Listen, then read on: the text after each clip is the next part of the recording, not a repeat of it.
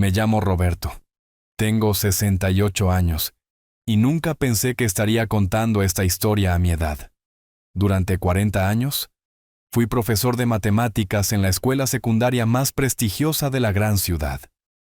Mi esposa Elena falleció hace 5 años, pero me dejó una hermosa familia. Mi hijo Carlos y mi nieta Sofía, la luz de mis ojos. Antes de continuar con la historia, por favor dale clic al botón de me gusta. Suscríbete a Historias de Venganza y comenta desde dónde nos estás viendo. Tu ayuda es muy importante. Aquel martes por la mañana estaba revisando mis documentos, como hacía cada mes. Facturas, recibos y estados de cuenta bancarios. Era una rutina que mantenía desde que me jubilé. La paz de mi sala de estar fue interrumpida por el sonido de mi teléfono celular. ¿Hola? Respondí sin mirar quién llamaba. ¿Papá? ¿Cómo estás? Necesito verte urgentemente. La voz de Carlos sonaba extraña, apresurada. Estoy bien, hijo. ¿Pasa algo malo?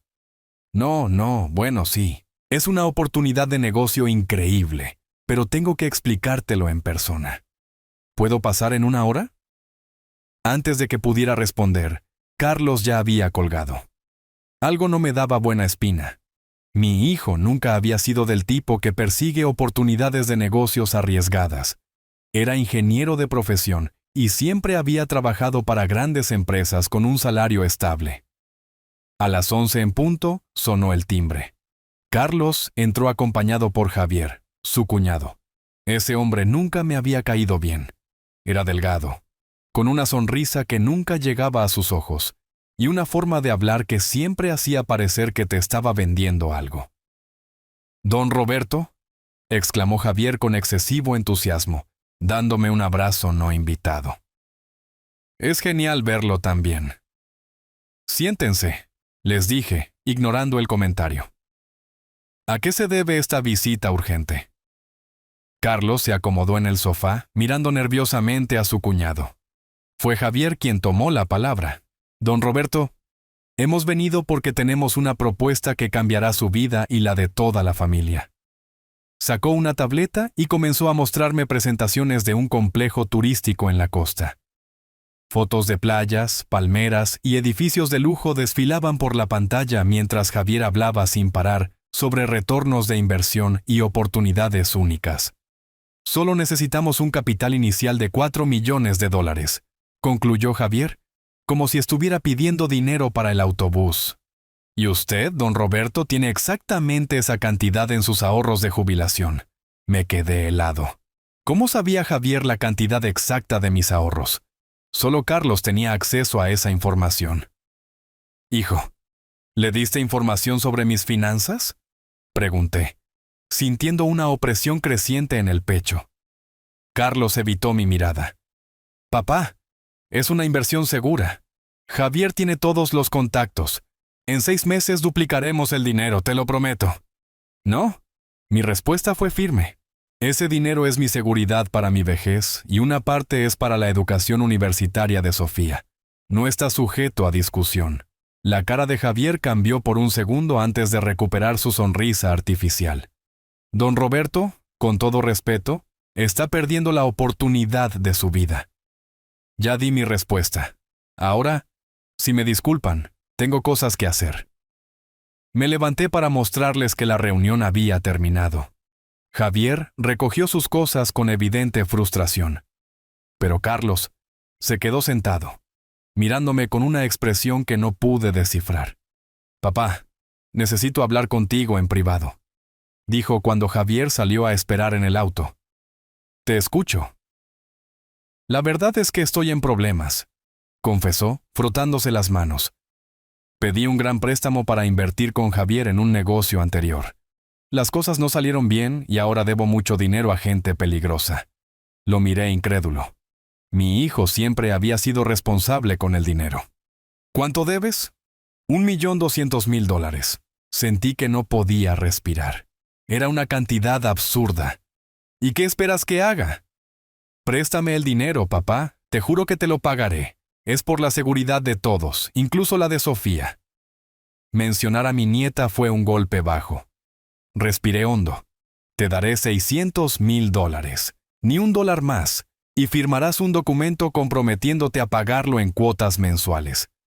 Pero papá, eso no es suficiente. Esa es mi última palabra, Carlos. Tómalo o déjalo. Mi hijo me miró con una mezcla de alivio y algo más que no pude identificar. ¿Resentimiento? Está bien. Gracias, papá. Pasaré mañana para hacer la transferencia y firmar lo que quieras. No pude dormir esa noche. Algo en los ojos de Carlos me había dejado inquieto. A la mañana siguiente, cumplí mi palabra. Transferí el dinero y mi hijo firmó un pagaré prometiendo devolver cada centavo. La semana siguiente pareció normal, excepto que Carlos comenzó a llamar más a menudo y a visitarme con frecuencia, siempre preguntando por mi salud. Incluso me llevó a varios chequeos médicos preventivos. Un martes, mi hijo llegó con noticias sorprendentes. Papá, necesito que vengas conmigo. Encontré un lugar increíble para ti donde puedes descansar y recibir atención médica las 24 horas del día. ¿De qué estás hablando? Estoy perfectamente bien aquí en mi casa. Pero vives solo, papá. ¿Qué pasa si te caes o te sientes mal de repente? Nadie estaría allí para ayudarte. Tengo vecinos. Tengo mi teléfono celular. No necesito ir a ningún lado. Solo ven a ver el lugar. Si no te gusta, te traeré de vuelta enseguida. Lo prometo. Acepté a regañadientes. Carlos me llevó a una residencia para adultos mayores llamada Horizontes de Paz. El lugar era agradable, limpio, con jardines y personal amable. Una mujer de unos 60 años, la directora, nos mostró las instalaciones mientras Carlos sonreía y asentía con entusiasmo. Su padre estará muy bien aquí, señor, aseguró la directora. Tenemos médico a tiempo completo, actividades recreativas y el mejor cuidado. Mientras recorríamos el lugar, noté que algunos residentes parecían confundidos o tristes. Otros me miraban con una especie de advertencia silenciosa en sus ojos. Carlos, este lugar es agradable, pero no necesito esto ahora, dije cuando la directora se alejó un momento. Tal vez en unos años. Papá, todo está arreglado. Pagué 3 meses por adelantado. Me quedé sin palabras. Había pagado sin consultarme. Llévame a casa, Carlos, ahora. Solo quédate una semana para probarlo. Por favor, papá. Su insistencia me preocupaba cada vez más.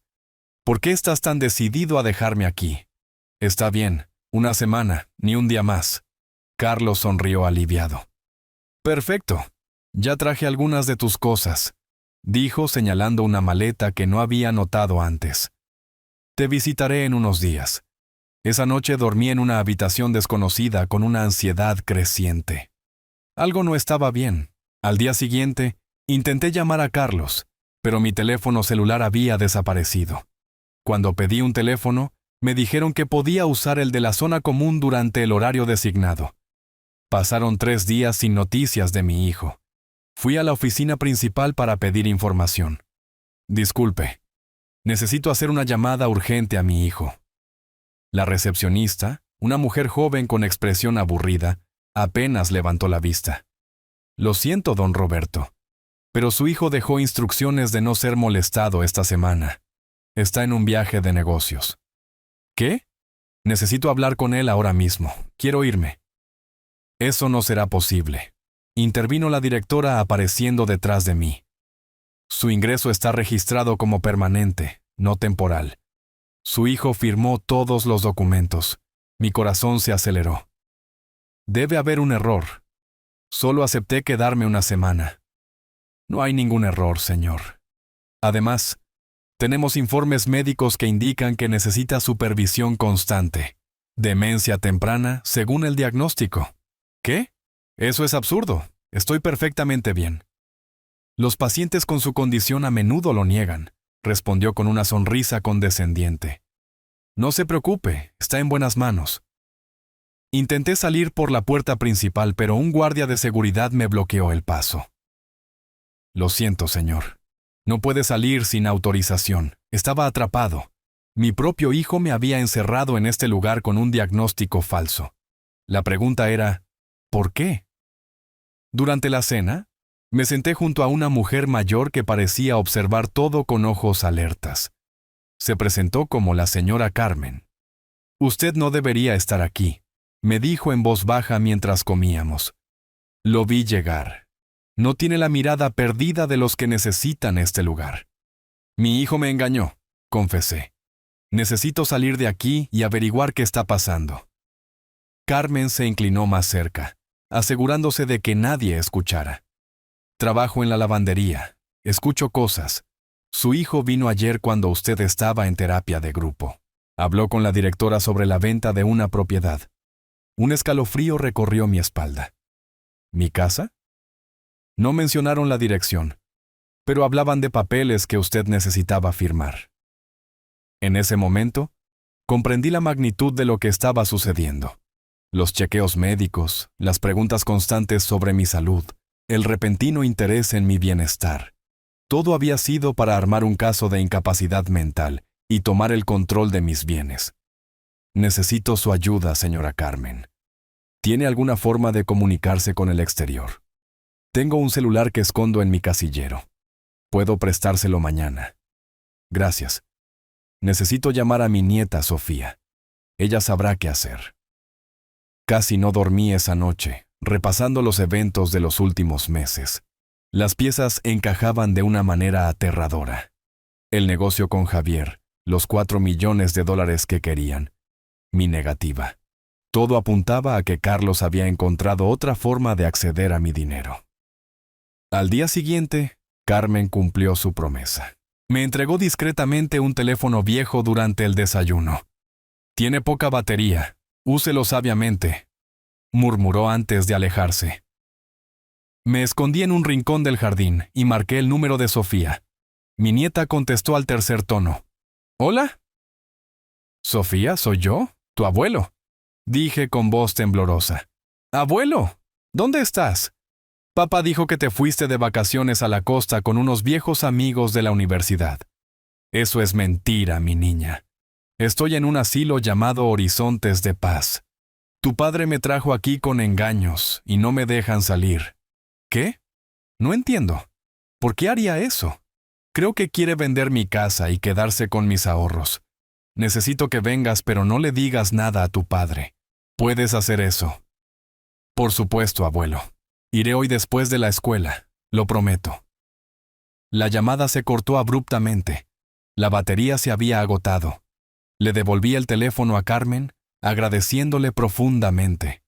El resto del día pasó con una lentitud agonizante. Participé en las actividades programadas, fingiendo adaptarme, mientras vigilaba constantemente la entrada, esperando a Sofía. Alrededor de las 5 de la tarde, la vi llegar. Mi nieta, todavía con su uniforme escolar, discutía acaloradamente con la recepcionista. Me acerqué lo más rápido que pude. «¡Abuelo!», exclamó al verme corriendo para abrazarme. «¿Estás bien?»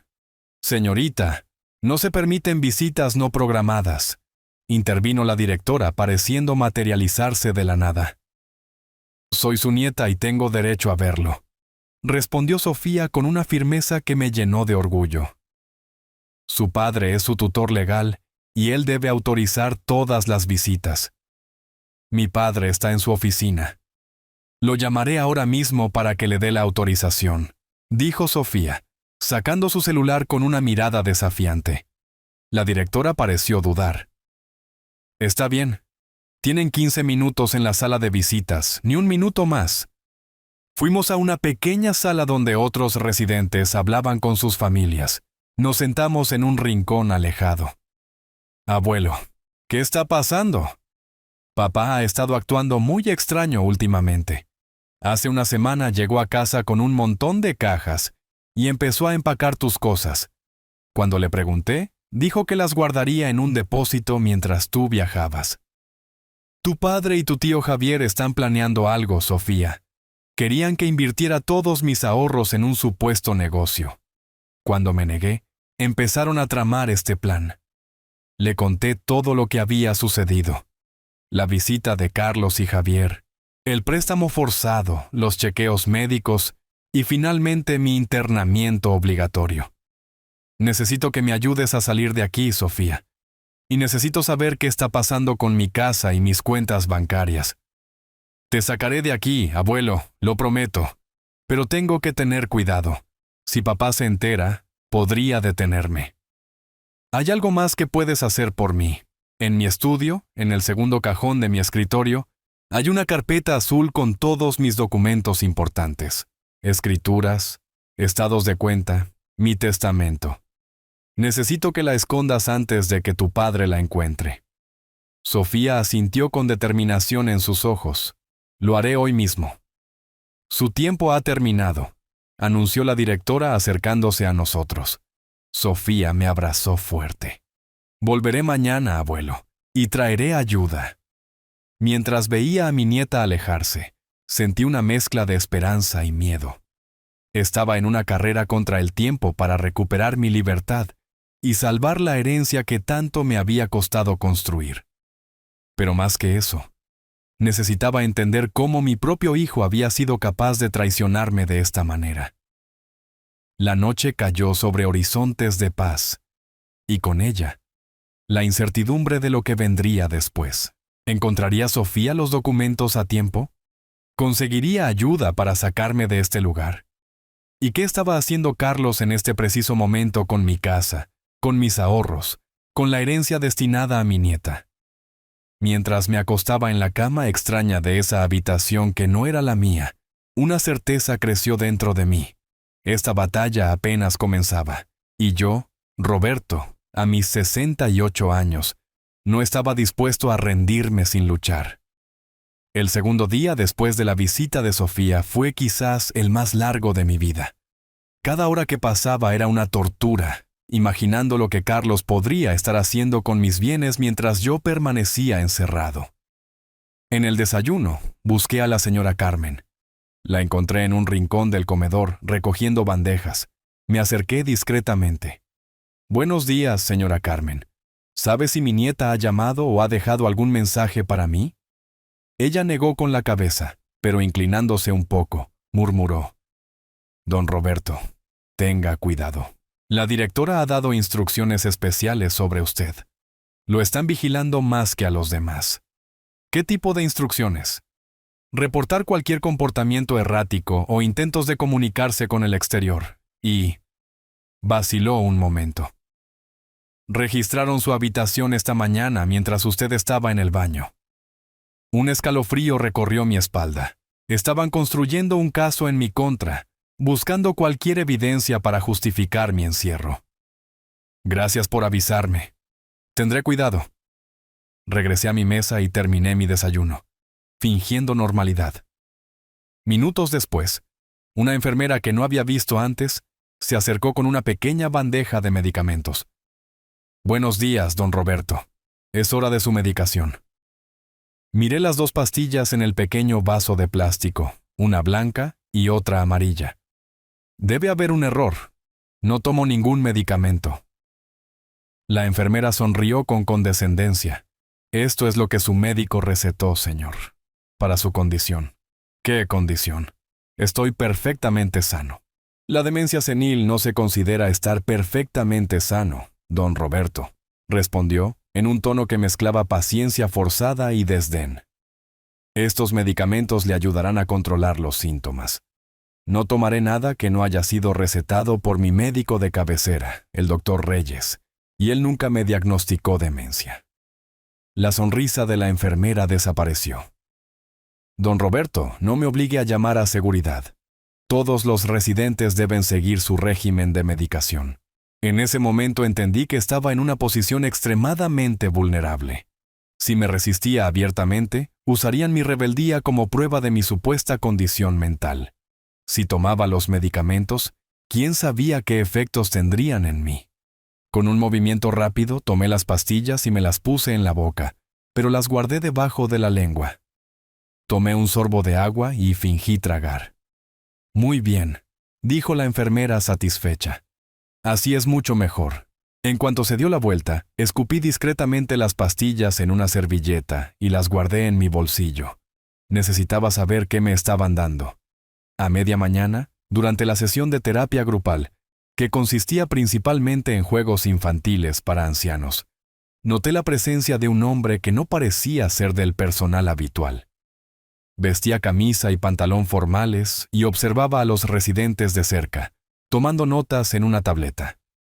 ¿Quién es ese hombre?, le pregunté en voz baja a don Romero, un residente con el que había entablado cierta amistad. Es uno de los evaluadores. Viene cada semana para actualizar los expedientes clínicos. ¿Evaluadores para qué? Para nuestra capacidad mental, por supuesto. Él determina quién puede recibir visitas, hacer llamadas o manejar su propio dinero. La información me cayó como un balde de agua fría. Estaban armando un expediente para declararme legalmente incompetente. Después de la sesión, regresé a mi habitación para descansar. Al abrir la puerta, encontré a Carlos sentado en la única silla del cuarto. Su presencia me sorprendió tanto que me quedé helado en el umbral. «Hola, papá», dijo con una sonrisa que no llegaba a sus ojos. «¿Cómo te estás adaptando?» Cerré la puerta detrás de mí, conteniendo la rabia que amenazaba con estallar. «Carlos, ¿qué significa todo esto? Me prometiste que sería solo una semana. Papá, los médicos creen que es mejor que te quedes aquí permanentemente. ¿Tu condición?» «¿Qué condición?», interrumpí, incapaz de contenerme. «Sabes perfectamente que estoy sano». Carlos suspiró como si hablara con un niño terco. «La negación es parte de la enfermedad, papá.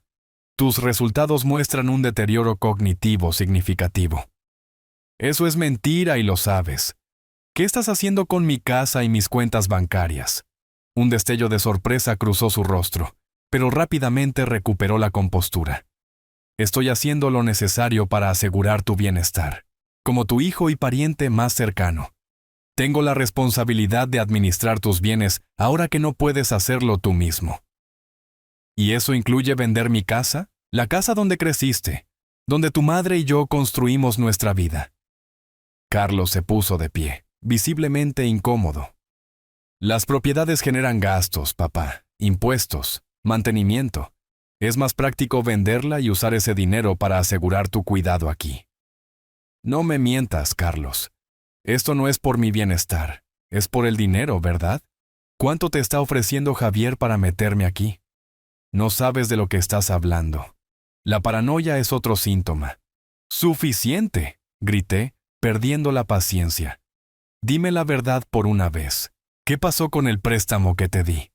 ¿Realmente estabas en problemas o fue solo otra mentira para sacarme dinero?»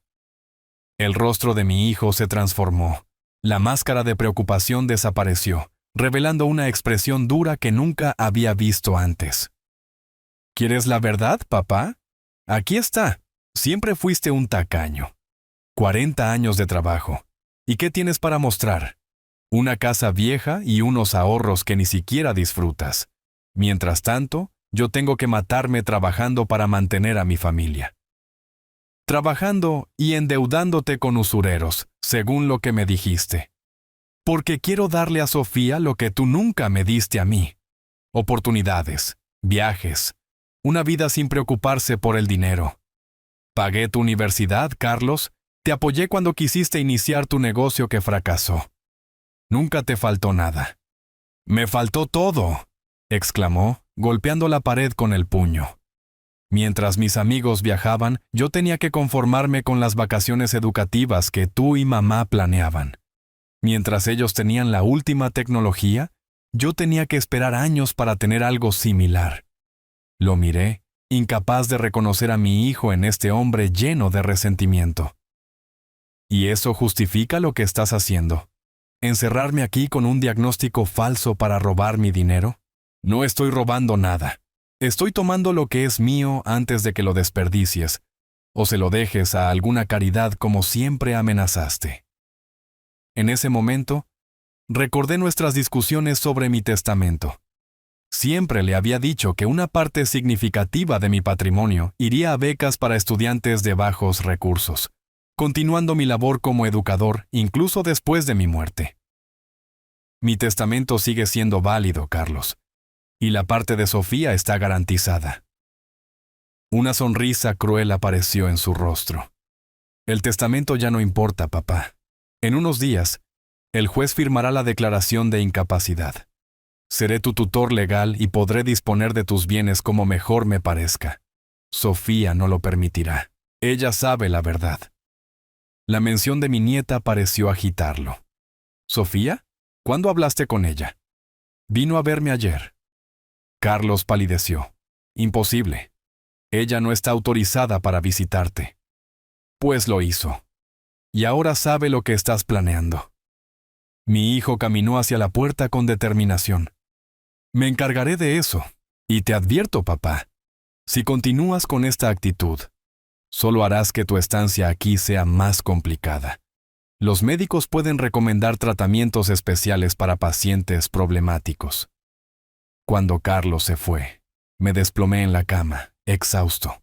La amenaza velada dejaba claro que mi situación podría empeorar mucho. Necesitaba ser más inteligente que mi hijo si quería salir de allí.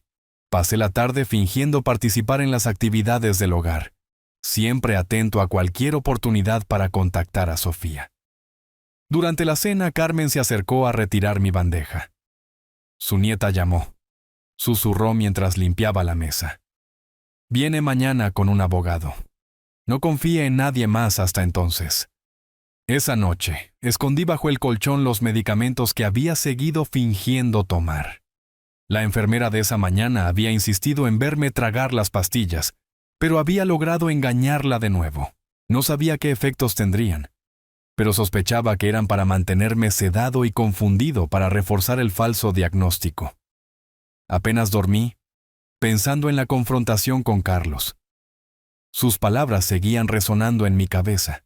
El resentimiento que había mostrado venía de años atrás, alimentado por comparaciones injustas y expectativas no cumplidas. Como maestro, siempre había predicado el valor del conocimiento sobre las posesiones materiales. Había fallado como padre al no entender lo que mi hijo realmente necesitaba. A la mañana siguiente, en el desayuno, la directora se acercó a mi mesa. Don Roberto, hoy tendrá una evaluación psicológica completa. El doctor Morales lo verá en su consultorio a las 10. No he solicitado ninguna evaluación, respondí con calma. Es protocolo para todos los nuevos residentes, explicó con una sonrisa que no inspiraba ninguna confianza, especialmente para aquellos con su condición. Entendí que era parte del plan de Carlos. Necesitaban documentación oficial para el juez. A las 10 en punto, un enfermero me escoltó a la oficina del doctor Morales. El médico, un hombre de unos 50 años con expresión severa, me recibió sin estrecharme la mano. Siéntese, don Roberto. Esto tomará alrededor de 1 hora. Las preguntas comenzaron siendo inocuas. Mi nombre, edad, fecha de nacimiento. Luego se volvieron más complejas. Días de la semana en orden inverso, fechas históricas, problemas matemáticos. Respondí todo correctamente, notando la leve sorpresa en el rostro del doctor. «Bien», dijo finalmente. «Ahora hablemos de su estado emocional. ¿Ha tenido pensamientos paranoicos recientemente?» «¿A qué se refiere con paranoicos?», pregunté, sabiendo exactamente a dónde iba. «Ya sabe, pensamientos de que alguien quiere hacerle daño, conspirar contra usted». «Doctor Morales, creo que mi hijo está tratando de robar mi patrimonio encerrándome aquí con un diagnóstico falso, y tengo pruebas para respaldarlo. ¿Es eso paranoia? ¿O es una preocupación legítima?». El doctor me miró con más interés. «¿Qué pruebas cree tener?». «Mi hijo me trajo aquí con la promesa de que sería una estancia temporal de 1 semana. Luego la directora me informó que el ingreso estaba registrado como permanente. Además, acabo de enterarme de que están tramitando una declaración de incapacidad para que mi hijo pueda convertirse en mi tutor legal y disponer de mis bienes». «Don Roberto, estos procedimientos son estándar cuando un adulto mayor ya no puede cuidarse a sí mismo. Pero ese no es mi caso. Hasta hace 1 semana vivía solo sin ningún problema. Manejaba mis finanzas, cocinaba, limpiaba mi casa y participaba en un club de ajedrez 2 veces por semana. ¿Le parece el perfil de alguien incapacitado? El doctor Morales tomó algunas notas en su tableta. Sus preocupaciones quedarán registradas, don Roberto. Ahora, continuemos con la evaluación. El resto de la sesión fue similar. Cada vez que el doctor intentaba guiarme hacia respuestas que indicaran confusión o paranoia, yo respondía con claridad y lógica. Al final, parecía frustrado. Eso es todo por hoy. Puede volver a sus actividades. ¿Puedo ver los resultados de esta evaluación? Los resultados son confidenciales y se enviarán directamente al tribunal. ¿Al tribunal? ¿Qué tribunal? El doctor pareció darse cuenta de que había revelado más de lo debido. Es un procedimiento estándar, don Roberto. No se preocupe por eso. Salí de la oficina con la certeza de que Carlos se estaba moviendo rápido con su plan. La mención del tribunal confirmaba que ya había iniciado el proceso legal para declararme incompetente.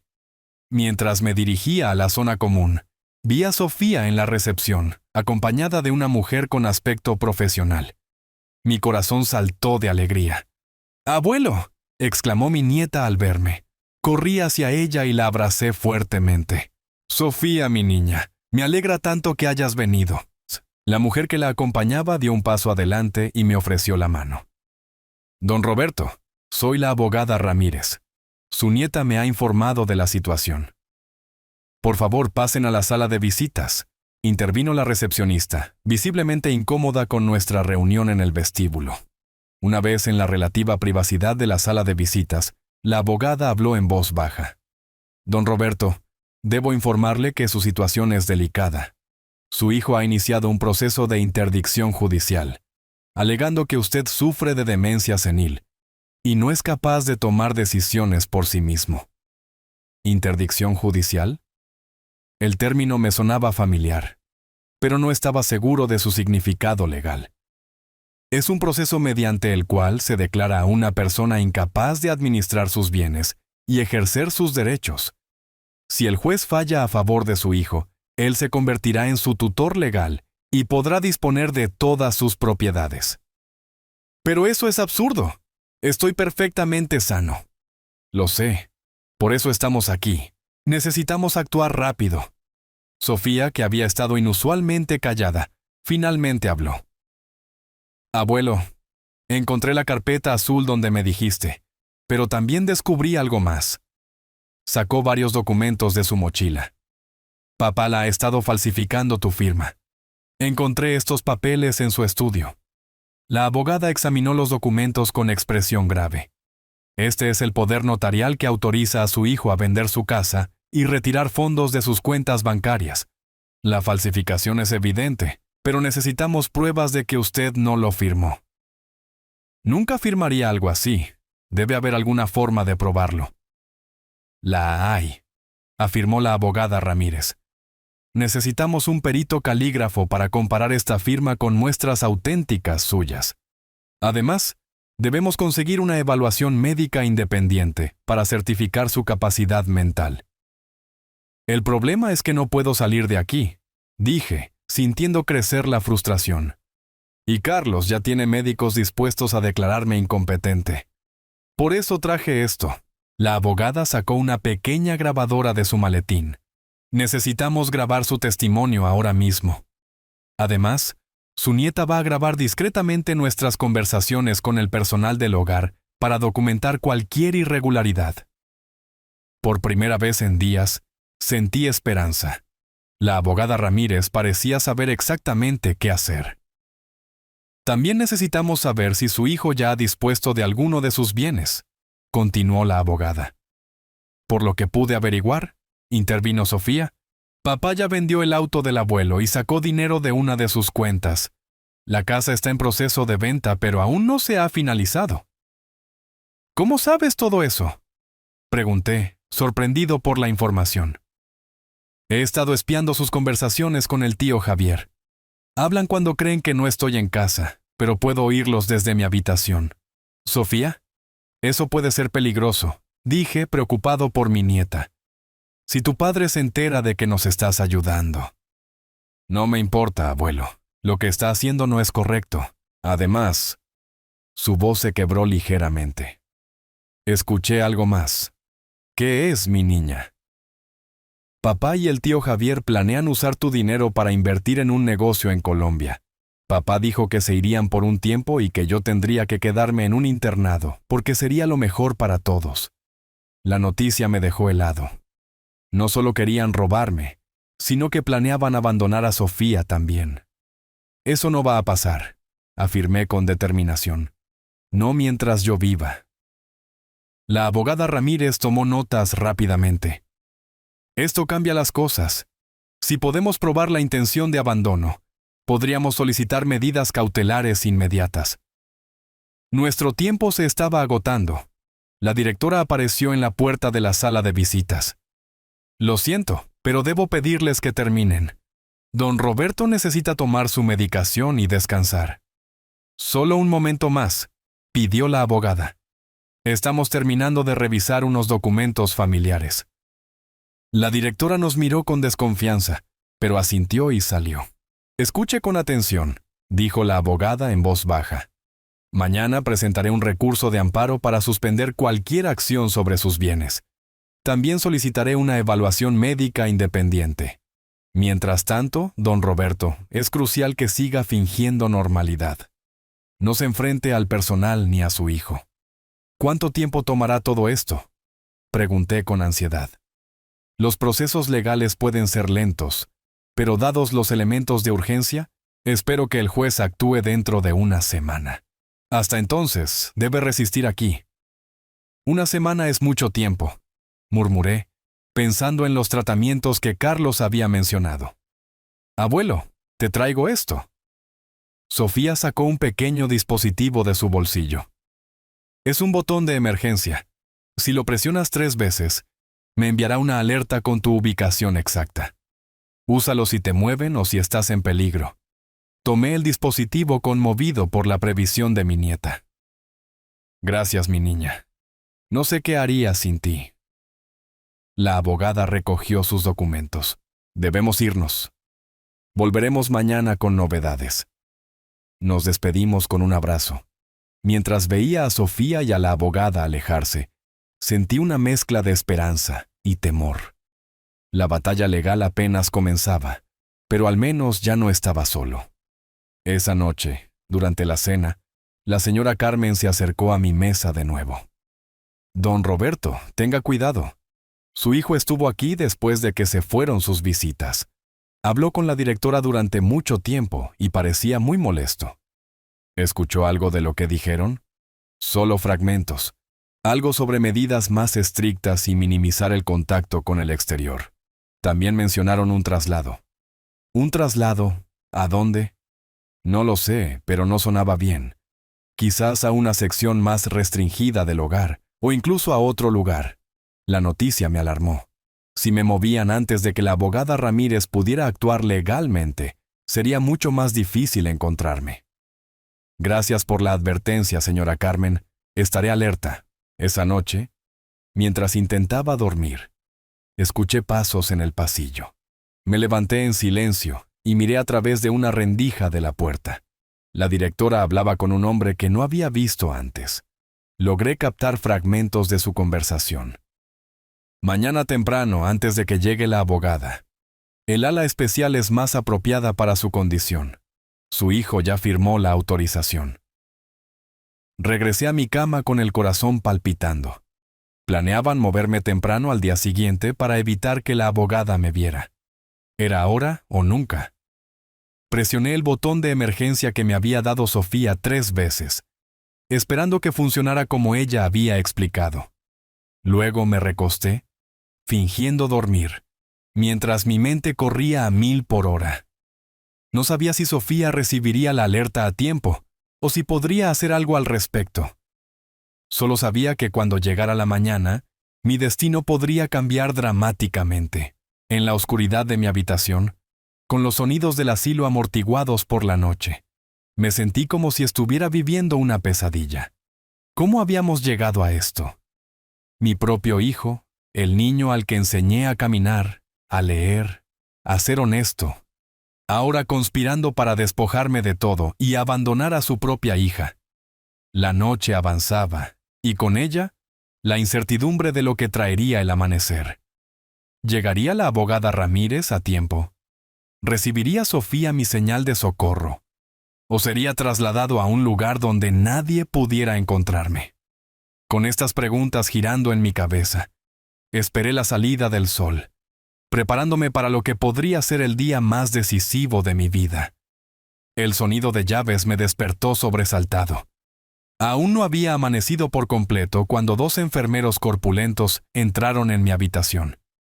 «Buenos días, don Roberto», dijo uno de ellos con falsa amabilidad. «Lo vamos a trasladar a un área más adecuada para su tratamiento». «¿Qué hora es?», pregunté, tratando de ganar tiempo. 5:30. Necesitamos movernos rápido para no molestar a los otros residentes. Me senté lentamente, evaluando mis opciones. Si me resistía, solo confirmaría la narrativa de Carlos sobre mi supuesta inestabilidad mental. «Necesito usar el baño primero», dije. 5 minutos, respondió el enfermero señalando el pequeño baño de la habitación. Una vez dentro, cerré la puerta y presioné rápidamente el botón de emergencia de Sofía 3 veces más. Era mi única esperanza. Luego me lavé la cara y me vestí con la ropa que habían dejado preparada, un conjunto deportivo gris que parecía más un uniforme que ropa normal. Cuando salí, los enfermeros me escoltaron por un pasillo que no reconocía. Bajamos en un ascensor a lo que parecía ser un sótano. El contraste con el resto del hogar era marcado. No había plantas decorativas ni cuadros alegres como en las áreas comunes, solo paredes blancas, puertas con pequeñas ventanas y un silencio inquietante. «¿Qué es este lugar?», pregunté, sintiendo que mi corazón se aceleraba. «El ala de cuidados especiales», respondió secamente uno de los enfermeros, «para residentes que necesitan supervisión constante». Me llevaron a una habitación al final del pasillo. Era similar a la anterior, pero con diferencias notables. No tenía ventanas al exterior. La cama estaba atornillada al suelo y había cámaras de vigilancia en las esquinas del techo. «Espere aquí, el médico vendrá a evaluarlo en breve», dijo el enfermero antes de cerrar la puerta. El clic de la cerradura confirmó lo que ya sospechaba. Estaba completamente aislado. Me senté en la cama, tratando de mantener la calma. Repasé mentalmente los eventos de los últimos días, tratando de entender cómo había terminado en esta situación. ¿Cuándo había comenzado realmente el plan de Carlos? ¿Fue después de que le negué los 4 millones para el negocio con Javier? ¿O lo había estado planeando desde hacía más tiempo? Recordé una conversación que tuvimos hace 2 años, cuando le conté sobre mis planes de modificar mi testamento para incluir un fondo de becas. Su reacción había sido desproporcionada. «¿Vas a regalar la herencia de nuestra familia a extraños?», había gritado. «No es regalar, Carlos», le había respondido entonces. «Es continuar mi trabajo de vida como educador. Además, tú y Sofía seguirán recibiendo la mayor parte. Es dinero que nos pertenece, que pertenece a tu familia». En ese momento, atribuí su reacción a un mal día. Pero ahora veía las señales claramente. El resentimiento, la codicia, el sentimiento de que mi dinero le pertenecía por derecho. Todo había estado ahí, esperando la oportunidad perfecta. Mis pensamientos fueron interrumpidos por la apertura de la puerta. Un médico diferente al doctor Morales entró, acompañado por una enfermera que llevaba una bandeja con medicamentos. «Don Roberto, soy el doctor Barrios, neuropsiquiatra», se presentó con frialdad profesional. «Voy a realizar una evaluación de su estado actual». «Doctor, estoy aquí contra mi voluntad. Mi hijo está tratando de...». Según su expediente, interrumpió consultando una tableta. «Usted sufre de demencia senil con episodios paranoides y agresivos. ¿Es consciente de eso?». «Eso es completamente falso. Estoy perfectamente lúcido». El doctor hizo una anotación sin inmutarse. «La negación es típica en estos casos. ¿Ha estado tomando su medicación regularmente?». «Me niego a tomar medicamentos que no necesito y no sé qué contienen». Otra nota. «Enfermera, Proceda con la dosis matutina. Hoy la administraremos por vía intravenosa, dada la resistencia del paciente. La enfermera avanzó con una jeringa preparada. Me levanté instintivamente, retrocediendo contra la pared. No pueden medicarme por la fuerza. Tengo derechos. Su hijo, como su tutor temporal, ha autorizado este tratamiento, respondió el doctor Barrios con indiferencia. Es por su propio bien. Él no está autorizado. No hay ningún fallo judicial que lo nombre mi tutor. El doctor suspiró, como si estuviera cansado de lidiar con niños problemáticos. ¿Seguridad? Llamó por un intercomunicador. Casi de inmediato, los dos enfermeros que me habían trasladado entraron en la habitación. El señor necesita asistencia con su tratamiento, indicó el doctor. Lo que siguió fue humillante. Los enfermeros me sujetaron en la cama mientras la enfermera encontraba una vena en mi brazo e inyectaba el medicamento. Luché, pero fue inútil contra la fuerza de dos hombres jóvenes. Esto es una agresión, dije, sintiendo el líquido frío entrar en mi sangre. Los denunciaré a todos. Se sentirá mejor pronto, respondió el doctor Barrios, ignorando mi amenaza. El medicamento ayudará a calmar su ansiedad. Minutos después de que se fueron, sentí los efectos. Mi mente comenzó a nublarse. Mis extremidades se volvieron pesadas.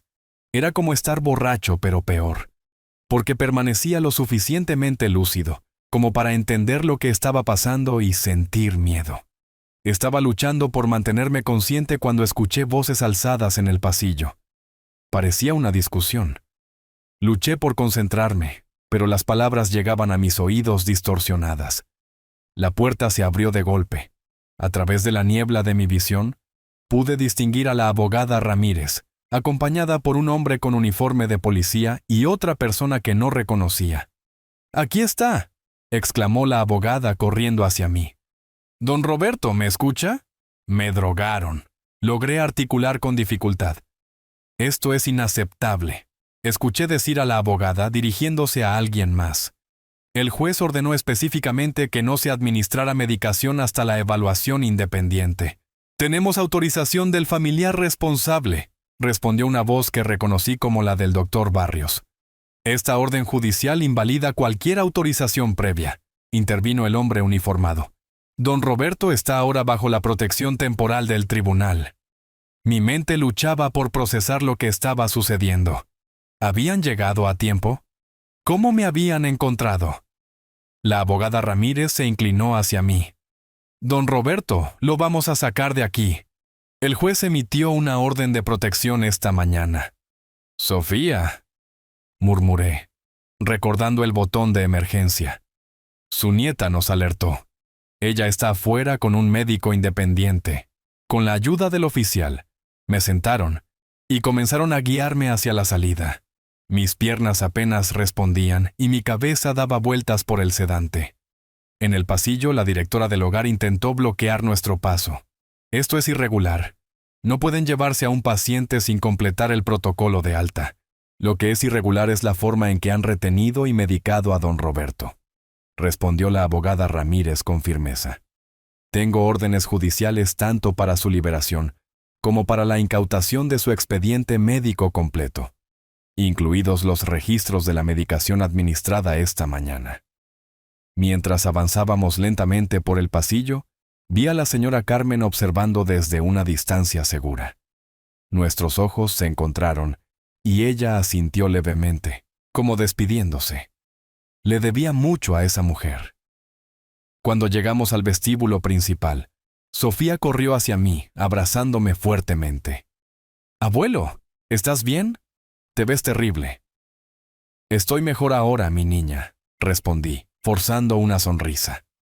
Un hombre de mediana edad se acercó y comenzó a examinarme, tomando mis signos vitales. «Le han dado un cóctel bastante fuerte de sedantes», dijo con preocupación. «Necesitamos llevarlo a un hospital para monitorear los efectos y hacer pruebas completas». «Hospital no», protesté débilmente. «A casa, ¿no?». «No es seguro volver a su casa en este momento, don Roberto», explicó la abogada Ramírez. «Su hijo tiene copia de las llaves y podría intentar algo. Lo llevaremos a un lugar seguro donde pueda recuperarse mientras resolvemos su situación legal. En ese momento, como convocado por nuestras palabras, Carlos apareció en la entrada del hogar. Su rostro se contrajo al vernos. ¿Qué significa esto?, exigió, avanzando hacia nosotros. ¿Quién autorizó la salida de mi padre? El oficial de policía se interpuso en su camino. Señor, tengo una orden judicial que suspende temporalmente cualquier autoridad que pudiera tener sobre su padre. Por favor, mantenga su distancia. Esto es ridículo, exclamó Carlos sacando su teléfono celular. Llamaré a mi abogado ahora mismo. Eso sería lo mejor, respondió la abogada Ramírez con calma. También debería informarle que el juez ha ordenado congelar todas las cuentas bancarias de su padre y prohibido cualquier transacción relacionada con sus propiedades. Carlos palideció visiblemente. «Papá, no puedes hacer esto», dijo tratando de acercarse a mí. «Solo estoy tratando de protegerte». «Aléjate de mi abuelo», intervino Sofía poniéndose entre nosotros. «Ya has hecho suficiente daño». «¡Tú no te metas!», le gritó Carlos a su hija.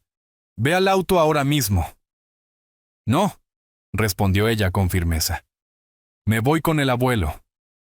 La expresión de Carlos se endureció. «Eres menor de edad. Harás lo que yo diga». «La señorita puede acompañarnos temporalmente mientras se realiza la evaluación médica de su abuelo», intervino el oficial. «Si tiene alguna objeción, puede presentarla ante el juez». Carlos nos miró a todos con una rabia apenas contenida. «Esto no ha terminado. Tengo pruebas médicas de la condición de mi padre. Ningún juez le permitirá manejar sus propios asuntos». «Ya veremos», respondió la abogada Ramírez. «Mientras tanto, le sugiero que devuelva cualquier propiedad o dinero que haya tomado de su padre sin autorización. Podría considerarse apropiación indebida». Asistido por Sofía y el médico, finalmente logré salir del asilo. El aire fresco de la mañana nunca me había parecido tan dulce, a pesar de mi estado semiconsciente. Me ayudaron a subir a una camioneta donde nos esperaba una mujer mayor. Me tomó un momento reconocerla. Era la hermana de mi difunta esposa Elena. «¡Roberto!», exclamó Ana al verme. «Dios mío, ¿qué te han hecho?». «Ana», murmuré, sorprendido de verla. «¿Cómo?». «Sofía me llamó anoche», explicó, tomando mi mano. Me contó todo. Vine en el primer vuelo. El viaje al hospital fue borroso en mi memoria. El sedante aún hacía efecto y yo entraba y salía de la conciencia. Fragmentos de conversaciones llegaban a mis oídos. Análisis toxicológico completo. Posibles efectos secundarios. La audiencia está fijada para el lunes. En el hospital, me asignaron una habitación privada. Un equipo médico me atendió de inmediato, tomando muestras de sangre y monitoreando mis signos vitales. Sofía se quedó a mi lado todo el tiempo, sosteniendo mi mano. «Vas a estar bien, abuelo», me aseguraba una y otra vez. «Estás a salvo ahora». Con el paso de las horas, mi mente comenzó a aclararse. Los médicos confirmaron que me habían administrado una combinación de antipsicóticos y sedantes en dosis considerablemente altas. «Es sorprendente que pueda mantener una conversación coherente tan pronto», comentó el médico tratante. «Una persona mayor podría haber sufrido complicaciones graves con este cóctel farmacéutico». Cuando finalmente estuve lo suficientemente lúcido, la abogada Ramírez vino a verme para explicarme la situación legal. «Conseguimos una orden de protección de emergencia gracias a la rápida acción de su nieta», explicó. El juez suspendió temporalmente cualquier procedimiento de interdicción y ordenó una evaluación médica independiente. «¿Cómo lograron encontrarme tan rápido?», pregunté. Cuando Sofía recibió su alerta de emergencia a las 5:30 de la mañana, me llamó de inmediato. Ya teníamos el recurso de amparo preparado, así que lo presentamos como una emergencia al juez de guardia. Fue una afortunada coincidencia que la jueza Fernández estuviera de turno. Es conocida por su rigurosidad en casos que involucran a adultos mayores. ¿Y mis bienes? ¿Mi casa? Hemos logrado congelar todo temporalmente. Su hijo no puede vender nada ni retirar fondos de sus cuentas. Sin embargo, descubrimos que ya vendió su auto y retiró aproximadamente $1.200.000 de una de sus cuentas. El préstamo que le di, murmuré. Nunca hubo usureros peligrosos, ¿verdad? Me temo que no. Por lo que hemos podido investigar, ese dinero fue transferido a una cuenta en Colombia a nombre de Javier Fuentes. La mención de Colombia me recordó lo que Sofía había descubierto sobre los planes de Carlos. ¿Y qué pasará con Sofía? No puede volver con Carlos después de esto. Por ahora, el juez ha autorizado que permanezca bajo el cuidado de su tía abuela Ana mientras se resuelve el caso. A largo plazo, podríamos solicitar una modificación de la custodia si usted está interesado. Por supuesto que lo estoy. Esa niña es lo más importante para mí. La abogada Ramírez asintió, tomando notas en su tableta.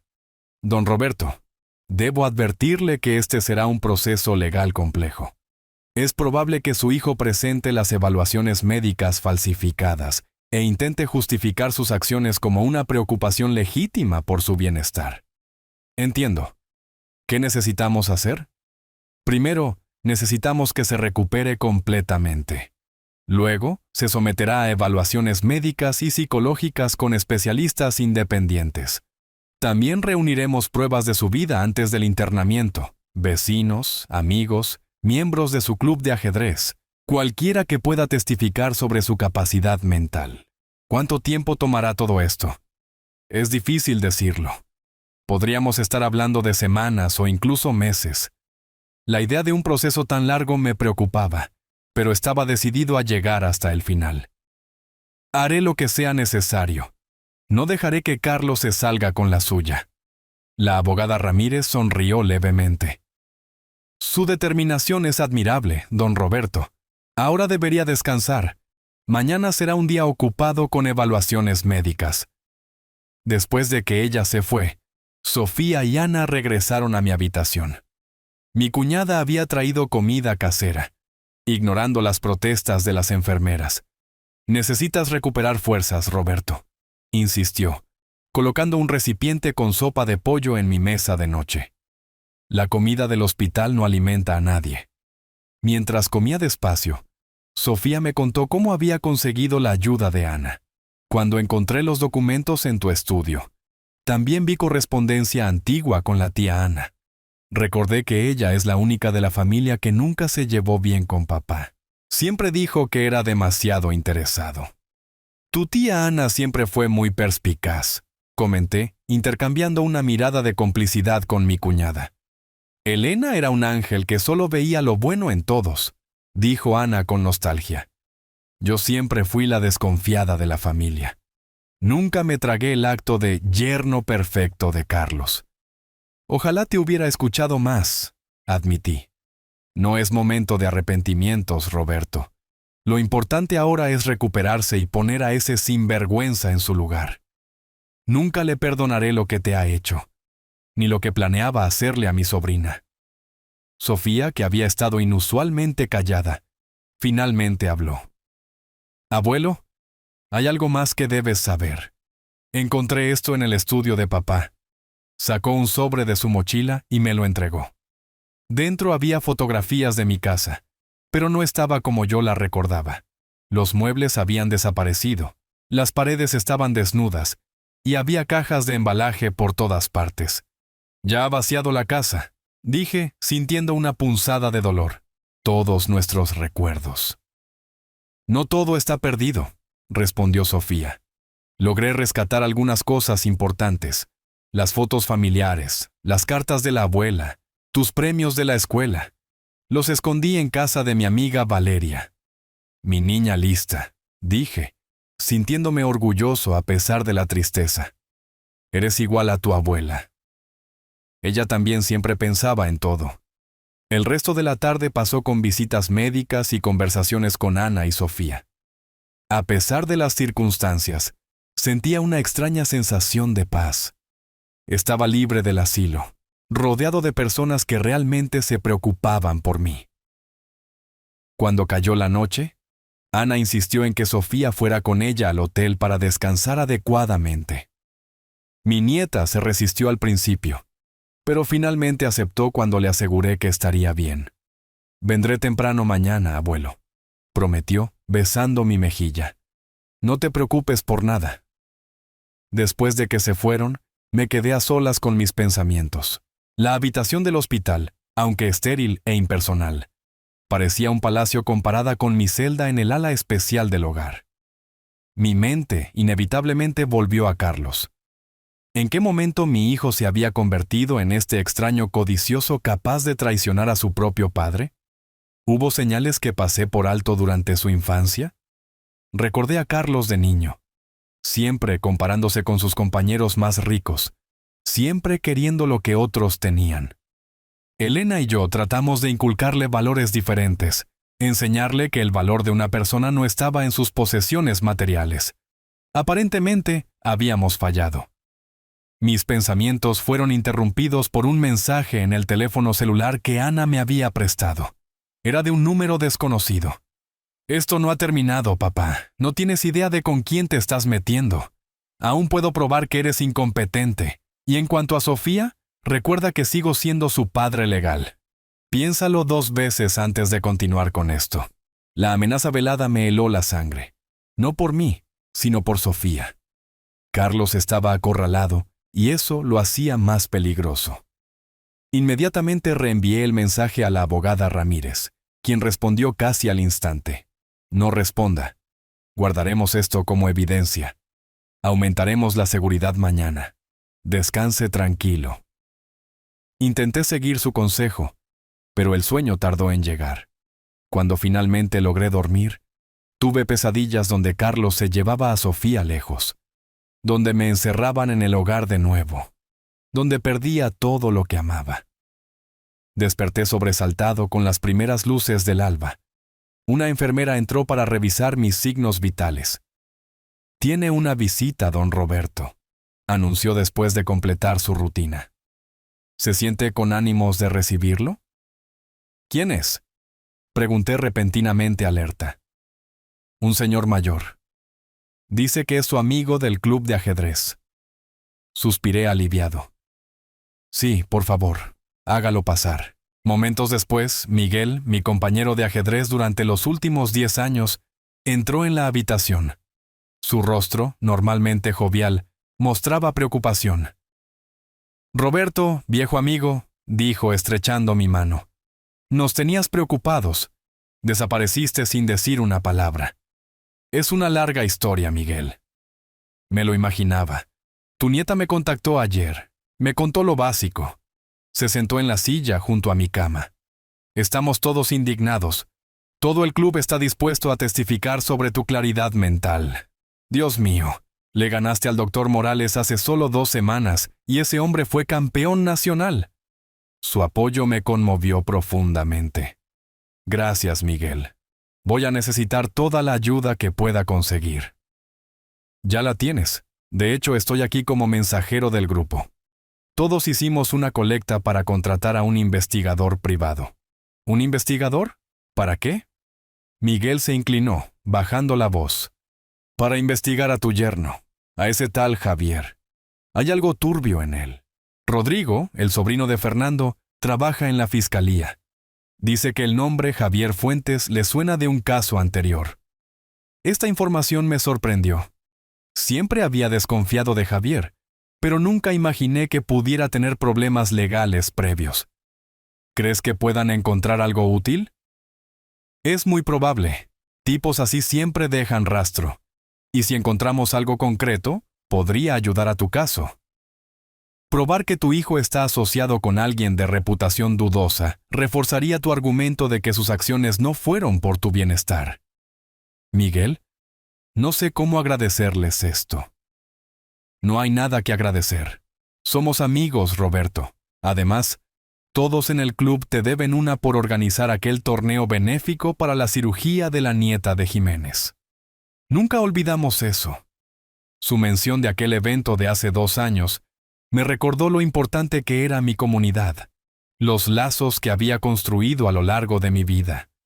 Carlos podía haber intentado aislarme, pero no había contado con estas conexiones. Después de que Miguel se fue, recibí más visitas. Vecinos, excolegas de la escuela, incluso algunos padres de exalumnos que se habían enterado de mi situación. A media mañana, Sofía y Ana llegaron, acompañadas por la abogada Ramírez y un equipo de especialistas médicos que realizarían las evaluaciones ordenadas por el tribunal. «Buenos días, don Roberto», saludó el médico principal, un neurólogo de aspecto serio. «Vamos a realizar una serie de pruebas exhaustivas para evaluar su estado cognitivo y neurológico. Tomará aproximadamente 3 horas». «Estoy listo», respondí, decidido a probar mi plena capacidad mental. Las pruebas fueron rigurosas: evaluaciones cognitivas, pruebas de memoria, razonamiento lógico, incluso una resonancia magnética. Respondí cada pregunta con claridad. Resolví cada problema con precisión, demostrando que mi mente estaba tan aguda como siempre. Al final, el médico principal pareció satisfecho. «Sus resultados son excelentes, don Roberto, muy por encima del promedio para su grupo de edad». «¿Será suficiente para el juez?», pregunté. «Desde el punto de vista médico, no hay absolutamente ninguna justificación para una declaración de incapacidad. Su rendimiento cognitivo es excepcional y no muestra signos de demencia ni de ningún otro trastorno neurodegenerativo». La abogada Ramírez, que había estado observando todo el proceso, asintió complacida. «Esto es exactamente lo que necesitábamos. Ahora, don Roberto, debemos prepararnos para la audiencia del lunes. El juez escuchará a ambas partes antes de tomar una decisión final». «¿Tendré que ver a Carlos?». «Sí, lamentablemente. Pero estaremos preparados. Con estas evaluaciones médicas y los testimonios de sus amigos y colegas, tenemos un caso sólido». Mientras la abogada explicaba los detalles del proceso legal que se avecinaba, Sofía recibió una llamada que la hizo salir de la habitación. Cuando regresó, su expresión era una mezcla de sorpresa y preocupación. «Era Valeria», dijo. «Papá fue a su casa preguntando por mí. Quería saber si yo había dejado algo allí». Mi corazón se aceleró. Las cosas que Sofía había rescatado de la casa estaban escondidas precisamente allí. «¿Qué le dijo tu amiga?». «Que no sabía nada. Sus padres estaban en casa y no dejaron entrar a papá, pero ella está preocupada». La abogada Ramírez intervino de inmediato. «Necesitamos recuperar esos artículos lo antes posible. Son evidencia importante, además de tener valor sentimental». «Iré ahora mismo», se ofreció Ana. «Quiero ir también», dijo Sofía. «No es seguro», objeté. «Si Carlos te está buscando». «La orden de protección incluye a Sofía», aclaró la abogada Ramírez. «Su padre no puede acercarse a ella. Aún así, como precaución, solicitaré que un oficial las acompañe». Finalmente acepté, aunque con reservas. Ana y Sofía se fueron con la promesa de volver pronto, acompañadas por un oficial de policía que la abogada Ramírez había gestionado. Me quedé solo de nuevo, esperando noticias. Las horas pasaban lentamente. Intenté distraerme con la televisión, pero mi mente seguía volviendo a Carlos, a sus amenazas, a la posibilidad de que intentara algo desesperado.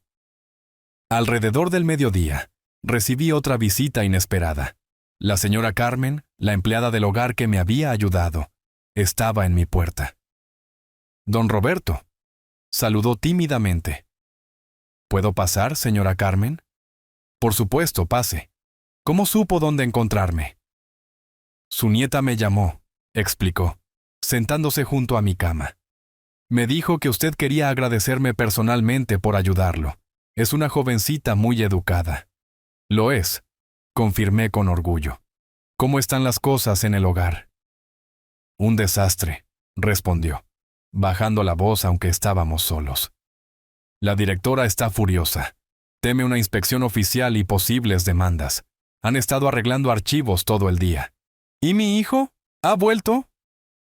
«Ayer, justo después de que usted se fue, estaba como loco, gritando y amenazando a todos. Exigía saber quién lo había ayudado a escapar. La directora está desesperada. Temen las inspecciones. ¿Sospecha de usted? No lo creo, pero eso no es lo importante. Vine porque escuché a su hijo por teléfono. Mencionó documentos firmados y un vuelo a Colombia este domingo. La noticia me alarmó. Si Carlos planeaba huir, probablemente intentaría llevarse a Sofía. Necesito informar a la abogada Ramírez inmediatamente. Hay más, continuó la señora Carmen. Su hijo no estaba solo. Estaba con un hombre de aspecto peligroso, diferente a su cuñado. Hablaban de planes para esta noche y mencionaron su nombre y el de su nieta. Llamé a la abogada Ramírez y le conté lo que la señora Carmen había relatado. Su reacción fue inmediata. Voy para allá, reforzaremos la seguridad y alertaremos a las autoridades sobre un posible intento de sacar a la menor del país. La abogada llegó una hora después con un investigador privado. Su hijo compró 3 boletos a Bogotá para este domingo.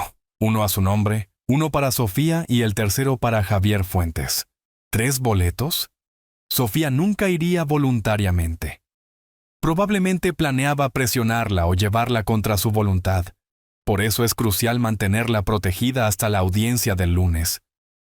En ese momento, mi teléfono celular sonó. Era Ana. Roberto, tenemos las cosas de casa de Valeria.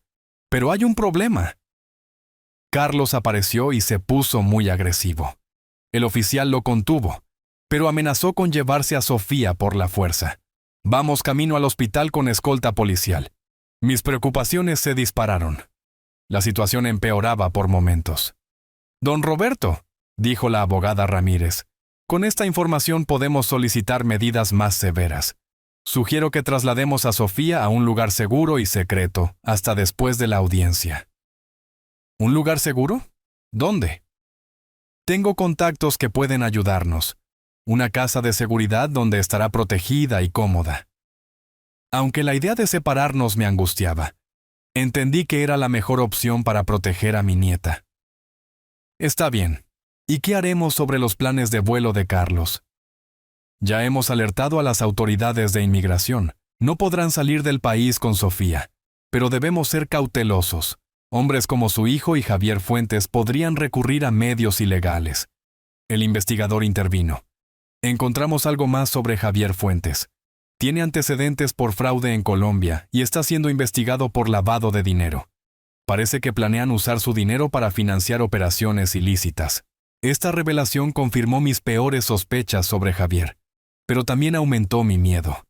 Si estaban involucrados en actividades ilegales, el peligro era mayor de lo que había imaginado. Cuando Sofía y Ana llegaron, escoltadas por el oficial, mi nieta corrió a abrazarme, visiblemente asustada. Papá está actuando como loco, abuelo. Nunca lo había visto así. No te preocupes, mi niña. No dejaré que te haga daño. La abogada Ramírez explicó el plan de trasladarla a un lugar seguro. Sofía se resistió al principio. No quiero separarme de mi abuelo. ¿Y si papá intenta algo contra él? Estaré bien, Sofía. Tengo protección y estoy en el hospital. Esto es por tu seguridad. Finalmente aceptó, pero con una condición. Prométeme que todo esto terminará pronto y podremos estar juntos de nuevo. Lo prometo, mi niña. Después de la audiencia del lunes, todo comenzará a resolverse. Nos despedimos con un largo abrazo. Mientras veía a Sofía irse con el equipo de seguridad, sentí una mezcla de tristeza y determinación. Esta separación era necesaria para protegerla, pero también fortalecía mi resolución de poner fin a los planes de Carlos. Esa noche, en la soledad de mi habitación de hospital, repasé todo lo que había sucedido en los últimos días. De ser una víctima encerrada en un asilo, me había convertido en un luchador activo para recuperar mi vida y proteger a mi nieta. El camino sería difícil, pero no estaba solo. Mi teléfono vibró alrededor de la medianoche. Era un mensaje de un número desconocido. Sé dónde está Sofía. Si quieres volver a verla, firma los documentos que mi abogado te enviará mañana. De lo contrario, nunca volverás a saber de ella. Un escalofrío recorrió mi espalda. ¿Cómo podía Carlos saber dónde estaba Sofía? ¿Había un infiltrado entre los que nos ayudaban? Llamé inmediatamente a la abogada Ramírez, quien me tranquilizó. Es un engaño, don Roberto. Sofía está segura en un lugar que solo 3 personas conocen. Su hijo está desesperado y recurre a la intimidación. Aún así, pasé una noche de insomnio, preocupado por mi nieta y pensando en la confrontación que se avecinaba. El lunes, en la audiencia, finalmente estaría cara a cara con Carlos ante un juez. Sería el momento de la verdad. Mientras el amanecer comenzaba a iluminar mi habitación, tomé una decisión. No importaba cuánto tiempo o esfuerzo tomara, recuperaría todo lo que Carlos me había quitado. No solo mis posesiones materiales, sino también la paz y la seguridad de mi nieta. La batalla legal apenas comenzaba, pero yo, Roberto, a mis 68 años, estaba más que preparado para luchar hasta el final. Por mi dignidad, por mi libertad y sobre todo, por el futuro de Sofía. El lunes llegó más rápido de lo que esperaba. A las 9 de la mañana, estaba en la sala del tribunal acompañado por la abogada Ramírez. Llevaba un traje formal que Miguel, mi amigo del club de ajedrez, me había prestado. Quería presentarme ante el juez con dignidad. Ana estaba sentada detrás de nosotros, junto con varios de mis amigos que habían venido a mostrar su apoyo. Por razones de seguridad, Sofía permaneció en la casa de seguridad, aunque le habían prometido que podría seguir la audiencia por videollamada. ¿Está nervioso, don Roberto?, preguntó la abogada. Un poco, pero más que nada, estoy listo para terminar con esto. La puerta lateral se abrió y Carlos entró con su abogado, un hombre de aspecto severo con un maletín de cuero. Mi hijo ni siquiera me miró. Detrás de ellos, para mi sorpresa, apareció Javier y se sentó en la última fila. A las 9:15 en punto, la jueza Fernández entró en la sala. Era una mujer de unos 50 años, con expresión seria y mirada penetrante. Buenos días. Estamos aquí para resolver la solicitud de medidas cautelares en el caso de Roberto contra Carlos, anunció después de las formalidades iniciales. Comenzaremos con la parte demandante. La abogada Ramírez se puso de pie y presentó nuestro caso con claridad y contundencia. Mi internamiento forzado bajo un diagnóstico falso, la medicación forzada, la falsificación de documentos, la venta no autorizada de mis bienes y el plan de fuga del país. Presentó los resultados de mis evaluaciones médicas independientes, testimonios de mis amigos y vecinos, y la documentación de los boletos de avión a Colombia como evidencia. También mostró los documentos con firmas falsificadas y el análisis de los peritos calígrafos que confirmaban la falsificación. Su señoría, estamos ante un claro caso de abuso de adulto mayor con la intención de apropiarse de su patrimonio, concluyó la abogada.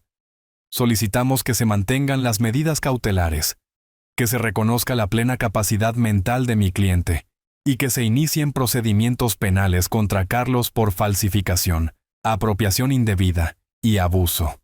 Cuando fue el turno del abogado de Carlos, intentó presentar a mi hijo como un hombre preocupado por la salud de su padre anciano.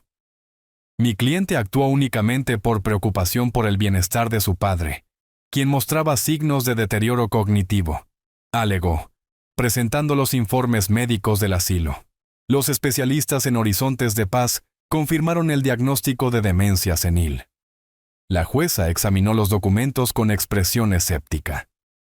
¿Puede explicar por qué estos informes médicos difieren tan radicalmente de las evaluaciones independientes realizadas esta semana?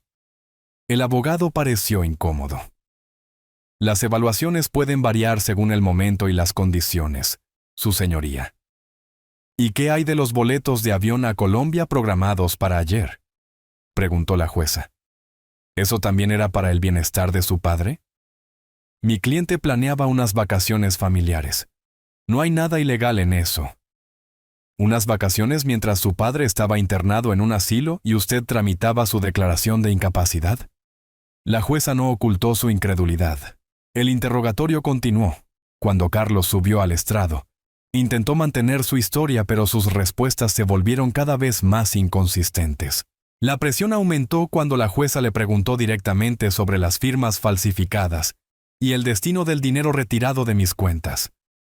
Fue un préstamo que mi padre autorizó verbalmente, insistió. ¿Tiene alguna prueba de esa autorización verbal? Mi padre y yo teníamos ese tipo de acuerdo. No necesitábamos papeleo entre nosotros. La jueza me miró. ¿Don Roberto autorizó a su hijo a retirar ese dinero?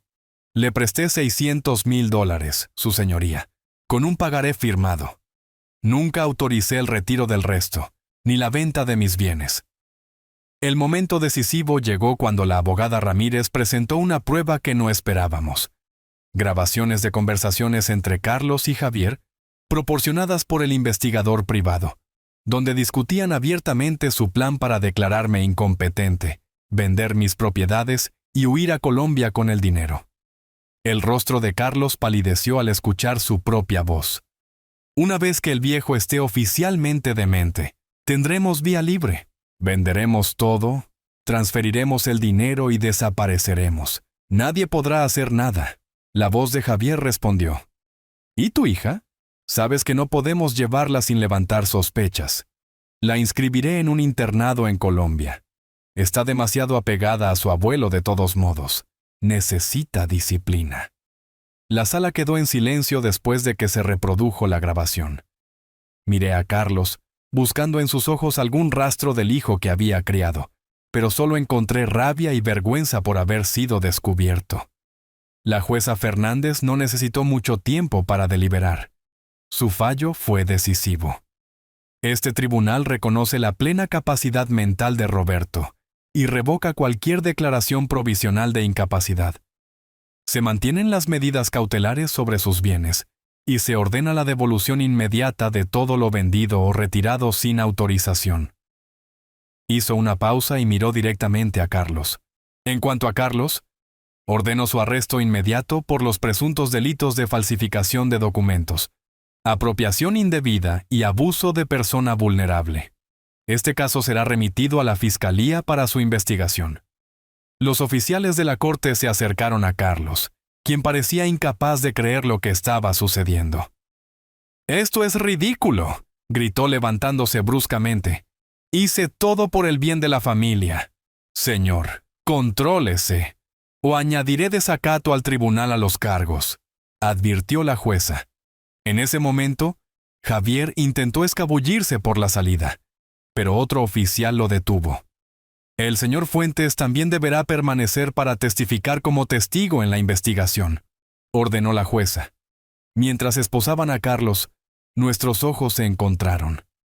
En los suyos, vi una mezcla de rabia y, por un instante, algo parecido al arrepentimiento. Quise decir algo, pero ¿qué palabras podían expresar la profunda decepción de un padre traicionado por su propio hijo?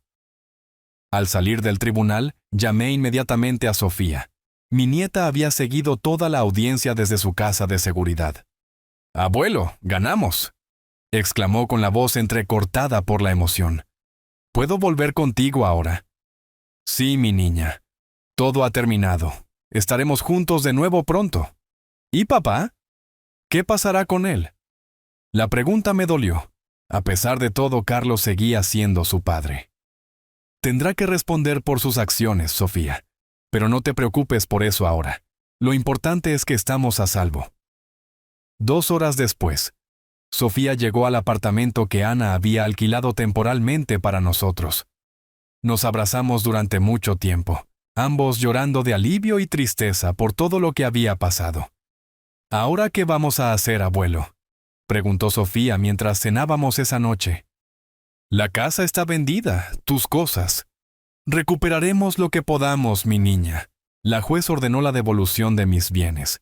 Y lo más importante es que nos tenemos el uno al otro.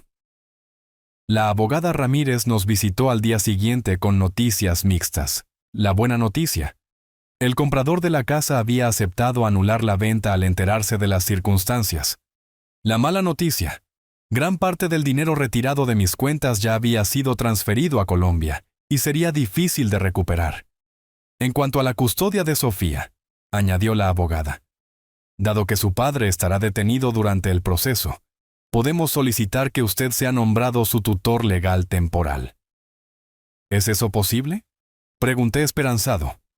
Con el apoyo de la jueza Fernández, muy probable. Ella estaba particularmente preocupada por el bienestar de la menor. 3 semanas después, pudimos regresar a nuestra casa. Aunque muchos de los muebles y objetos personales habían desaparecido, lo esencial seguía allí. El hogar que Elena y yo habíamos construido con tanto amor. Sofía se instaló en la habitación que siempre usaba cuando se quedaba a dormir. Ahora sería su habitación permanente. La jueza había accedido a otorgarme la custodia temporal mientras avanzaba el caso contra Carlos. El juicio tuvo lugar 6 meses después. Carlos fue sentenciado a 5 años de prisión por fraude, falsificación y abuso. Javier, quien resultó tener antecedentes de fraude en Colombia, recibió una sentencia más larga por reincidencia y por su papel en el esquema. 1 año después de esa terrible experiencia, Sofía y yo nos habíamos adaptado a nuestra nueva vida juntos. Mi nieta prosperaba en sus estudios, y yo había vuelto a dar clases particulares de matemáticas, más por placer que por necesidad. Una tarde, recibí una carta de la prisión. Era de Carlos. La abrí con manos temblorosas. Papá, no sé por dónde empezar. Tal vez con lo único que importa, lo siento. Sé que estas palabras significan poco después de lo que hice, pero necesito decirlas. En la soledad de esta celda, he tenido mucho tiempo para reflexionar. La codicia y el resentimiento me cegaron. Traicioné tus enseñanzas. Traicioné tu confianza. Y lo peor de todo, abandoné a mi propia hija. No pido perdón, porque sé que no lo merezco. Solo quiero que sepas que finalmente entiendo lo que siempre trataste de enseñarme, que la verdadera riqueza no está en el dinero, sino en la familia, en los valores, en ser una persona íntegra. Cuida a Sofía. Dale todo el amor que yo fallé en darle. Ella merece un futuro brillante, lejos de mis errores. Carlos. Leí la carta varias veces con lágrimas en los ojos. No sabía si creer en su arrepentimiento, pero decidí guardar la carta. Tal vez algún día, cuando las heridas hubieran sanado un poco, Sofía querría leerla. Esa noche, mientras mi nieta y yo cenábamos, me preguntó sobre algo que yo había estado evitando. «Abuelo, ¿crees que alguna vez podremos perdonar a papá?» Pensé cuidadosamente mi respuesta. El perdón es un camino largo, Sofía. No es algo que sucede de la noche a la mañana. Pero sí, creo que algún día podremos encontrar paz con lo que pasó. ¿Lo extrañas a veces?, preguntó con voz pequeña. Extraño al hijo que crié, al padre que una vez fue para ti. Y me aferro a la esperanza de que ese hombre pueda encontrar su camino de regreso, aunque sea un proceso largo y difícil. Sofía asintió pensativa. Yo también lo extraño a veces. No al papá que hizo esas cosas terribles, sino al que solía llevarme al parque cuando era pequeña. Esa noche, mientras veía a mi nieta estudiando en la sala, comprendí que, a pesar del dolor y la traición, habíamos encontrado un nuevo comienzo. Carlos tendría que vivir con las consecuencias de sus acciones, pero Sofía y yo habíamos decidido no dejar que el resentimiento definiera nuestro futuro. La vida me había enseñado una lección dolorosa sobre la codicia y la traición, pero también sobre la resiliencia y el poder curativo del amor incondicional. A mis 68 años, había perdido a mi hijo, pero había ganado una nueva oportunidad para criar a mi nieta y transmitirle los valores que realmente importan. Mientras miraba las estrellas desde el porche de mi casa recuperada, sentí una paz que creía perdida para siempre. El camino había sido duro, pero finalmente estábamos en casa, y esta vez nadie podría quitárnosla. Si quieres conocer más historias reales como la mía, suscríbete a mi canal y activa la campana de notificaciones.